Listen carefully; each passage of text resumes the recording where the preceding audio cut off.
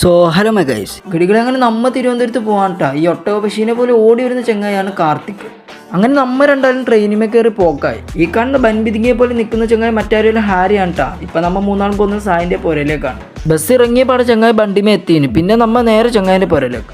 പുരമേ കയറിയ പാടെ സായിൻ്റെ ഫുഡൊക്കെ വിളമ്പി വെച്ചിരുന്നു. നമ്മ അതും സൈഡാക്കി. ഈ കാണുന്നതാണ് കേട്ടോ സായിൻ്റെ റൂം. ചെങ്ങായി വെല്ലിപ്പാൻ്റെ കസേരമേ ചായ നോക്കിയതാണ് ട്ടാ. ഇപ്പം സൈഡായനെ. അങ്ങനെ നമ്മ നാലാളും അവിടുന്ന് കിഞ്ഞ് നേരെ പോയത് കനകക്കുന്നിലേക്കാണ് ട്ടാ. ചെങ്ങായിക്ക് അത് ഷോർട്ട് കട്ട് അറിയാമെന്ന് പറഞ്ഞ് മുകളിലേക്ക് കയറിയത് ഇമാതിരി ആവും നമ്മ പ്രതീക്ഷിച്ചില്ല. അവിടെ എത്തിയ പാടെ പുല്ലുമേ വഴുതി കളിക്കുന്ന രണ്ടെണ്ണത്തെയാണ് നിങ്ങൾ ഇപ്പോൾ കാണുന്നത്. ഇത് ചെങ്ങായി എന്താ ഉദ്ദേശിച്ചത് എനിക്ക് ഇപ്പോഴും മനസ്സിലായില്ല ട്ടാ.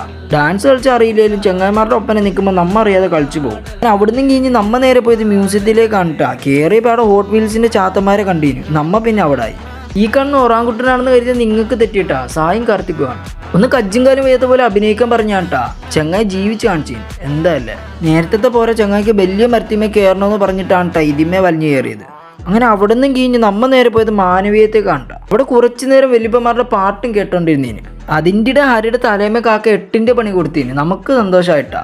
പിന്നെ നമ്മ നേരെ പോയത് ചെറിയൊരു ഓണത്തിന്റെ പ്രൊമോ വീഡിയോയിൽ കജ്ജെന്തെങ്കിലും കാണിക്കാനാണ് ട്ടാ. അവിടെ ചെന്ന പാടെ നമ്മ കണ്ടത് ഇതാണ്. എന്താല്ലേ ചെറിയൊരു ഗ്യാപ്പ് കിട്ടിയ പാടെ നമ്മ ഫുഡ് അടിക്കാൻ കയറി. അങ്ങനെ അതും സൈഡാക്കി നേരെ പുരയിലേക്ക് ഹയർ.